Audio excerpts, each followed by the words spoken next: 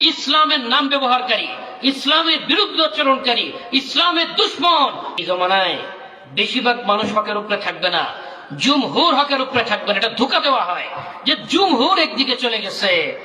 এখন শুনলে অবিশ্বাস মনে হবে, কি বলে এই তবলিগওয়ালারা, এই ভাঙ্গাচোরারা, আল্লাহ তাদের হাতে গোটা পৃথিবীর দায়িত্ব তুলে দেবেন। এই জন্য নবীজি সাল্লাল্লাহু আলাইহি ওয়াসাল্লাম বলতেছেন, ইসলামের নামে হাজার হাজার দল থাকবে, সব গুমরা হয়ে যাবে।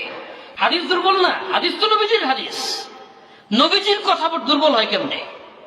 সনদ দুর্বল, সনদ দুর্বল। ফিকহের উপরে তাফসীর আছে, আকাইদের উপরে তাফসীর আছে, দাওয়াতের উপরে তাফসীর নেই। কারণ করতে দেওয়া হয় নাই। সবাই ভয় পায় এটাকে, সবাই ভয় পায় দাওয়াতকে।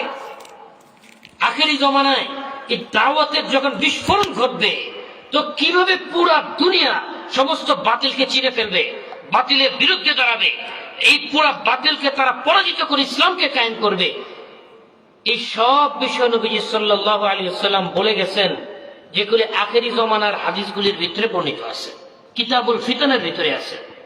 আজকে কিতাব খুললে দেখা যায় কিতাবুল ফিতানের সনদ প্রায় 80% হাদিসের সনদ দুর্বল। কারণ কি? এটার গভীরে ঢুকলে দেখা যায় যে তখন খেলাফতের নামে যে শাসন চলতো, তারাও দাওয়াতকে ভয় করত। হাদিস দুর্বল না, হাদিস তো নবীজির হাদিস। নবীজির কথা আবার দুর্বল হয় কেমনে? সনদ দুর্বল, সনদ দুর্বল। কারণ হয়েছে, দেখা গেল 10 জন ব্যক্তি একের পর এক বর্ণনা করছেন, 10ম ব্যক্তি বর্ণনা করছেন 9ম ব্যক্তি থেকে, 9ম ব্যক্তি বর্ণনা করছেন 8ম ব্যক্তি থেকে, 8ম ব্যক্তি বর্ণনা করছেন 6ষ্ঠ ব্যক্তি থেকে, 7ম নাই। কি ব্যাপার? নাই কেন? নাই কেন?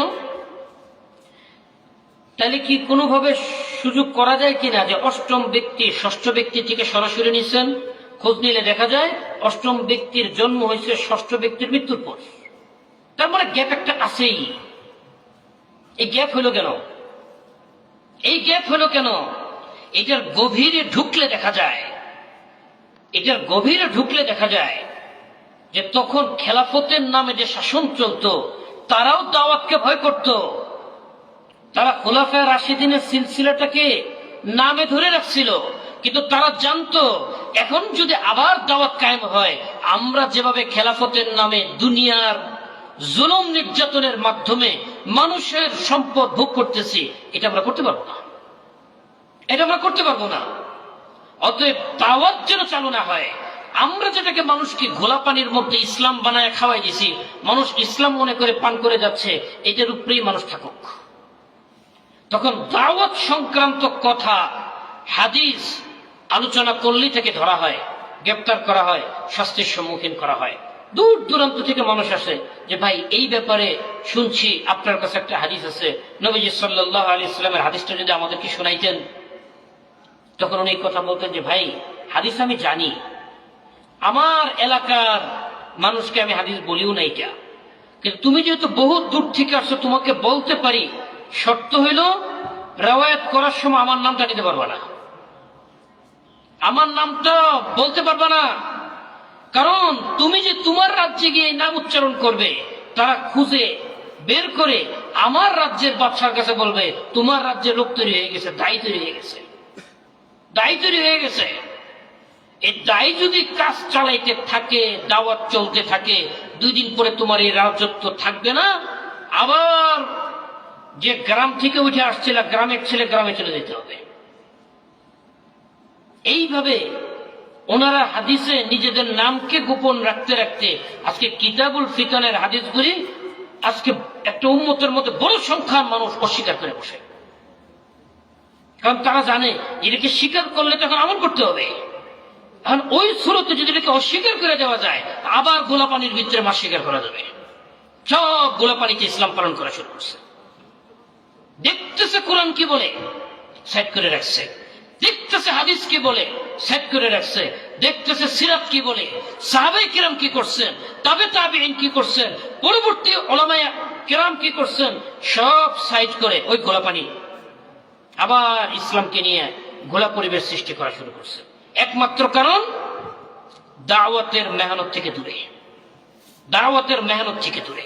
এই জন্য নবীজি সাল্লাল্লাহু আলাইহি ওয়াসাল্লাম বলতেছেন, ইসলামের নামে হাজার হাজার দল থাকবে, সব গুমরাহ হয়ে যাবে, এটা একটা দল বাকি থাকবে, লা তাজালু তাইফাতুম মিন উম্মতি, আমার উম্মতের মধ্যে একটা দল বাকি থাকবে, যাহিরিনা আলাল হক, হকের উপরে যারা বলিষ্ঠ থাকবে, হকের উপরে যারা সত্য নিষ্ঠ থাকবে, মানসুরিন, সবাই একদিকে চলে গেল, এই লোকগুলি হকের উপরে থাকবে কেমনে?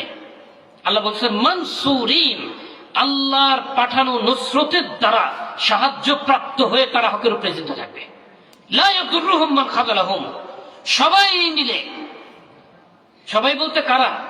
অমুসলিম বাতিল, মুসলিম বাতিল, ইসলামের পোশাক পরিহিত বাতিল, দাওয়াতের নামধারী বাতিল, সকল বাতিল মিলে তাদের মোকাবেলায় দাঁড়াবে। লা ইয়াদুররুহুম মান খাযালাহুম, কেউ তাদেরকে অপমান করতে পারবে না, অপদস্থ করতে পারবে না, লাঞ্ছিত করতে পারবে না। ওয়ালা মান খালাফাহুম, কেউ তাদের মোকাবেলা করে টিকতে পারবে না, মোকাবেলা করে তাদেরকে বিন্দু পরিমাণ হক থেকে বিচ্যুত করতে পারবে না। এইভাবে চলতে থাকবে, চলতে থাকবে, হাত্তা ইয়াতিয়া আমরুল্লাহ, একদিন আসবে যে আল্লাহ সুবহানাহু ওয়া তাআলা নির্দেশ চলে আসবে, আল্লাহ এমন এক পরিস্থিতি কায়েম করে দিবেন, ইসলামের নামে যে যে কাফেরের তরিকায় চলতো সবগুলিকে রিজেক্ট করে দেওয়া হবে, একমাত্র যারা প্রকৃত ইসলামকে কামড়ে পড়েছিল আল্লাহ তাদের হাতে গোটা পৃথিবীর দায়িত্ব তুলে দেবেন। এখন শুনলে অবিশ্বাস্য মনে হবে, কি বলে এই তবলিগলারা, এই বাঙ্গাচোরারা, পুরা সিরাপ দেখেন, নবীজি যতগুলি ভবিষ্যৎবাণী করছিলেন সবগুলি ছিল ক্ষুধার্ত অবস্থায়, পেটে পাথর বাঁধা, পুরা কাফেরদের দ্বারা বেষ্টিত, অবরোধ হয়ে আছেন, এমন অবস্থায় বলতেছেন রোম পারস্য তোমাদের হাতে চলে আসবে। কারো মাথায় ধরে না এটা কেমনে সম্ভব, কেমনে সম্ভব, খাইতে পারি না, ভাত নাই, পেটে পাথর বাইতে চলি, আবার স্বপ্ন দেখে রোম পারস্য। কিন্তু আসছিল কিনা? কোন পদ্ধতিতে আসছিল? নবীর দেখানো পদ্ধতিতে, নাকি সাহাবায়ে কেরাম নবীদের পদ্ধতি বাদ দিয়া বাতিলের পন্থা অবলম্বন করলে রোম পারস্য নত হয়েছে? কোন পদ্ধতি ছিল? কি বলেন? ওই যে নবীজি ভবিষ্যৎবাণী করে দিয়ে গেছেন, ওই ভবিষ্যৎবাণী অনুসারেই সাহাবায়ে কেরাম অর্ধেকটা পৃথিবী ইসলামের অধীনে আছিলেন, পুরোটা আসে নাই। কিন্তু কিয়ামতের আগে নবীজি সাল্লাল্লাহু আলাইহি ওয়াসাল্লাম বলে গেছেন পুরো পৃথিবী ইসলামের অধীনে আসবে, খেলাফত আলা মিনহাজিন নবুওয়া কায়েম হবে, গোটা পৃথিবীতে ইসলাম আর ইসলাম থাকবে। ইসলামের নাম ব্যবহারকারী, ইসলামের বিরুদ্ধে আচরণকারী, ইসলামের দুশমন সবাইকে আল্লাহ সুবহানাহু ওয়া তাআলা এই হকের মাধ্যমে পরাভূত করবেন, পরাজিত করবেন। আমার কথা না, এই কোরআন এবং হাদিসের কথা। এই জন্য কঠিন সময়, এই জমানায় বেশিরভাগ মানুষ হকের উপরে থাকবে না, জুমহুর হকের উপরে থাকবে না। এটা ধোঁকা দেওয়া হয় যে জুমহুর একদিকে চলে গেছে, এই আপনারা গুটি কয়েক লোক হাদিস বলতে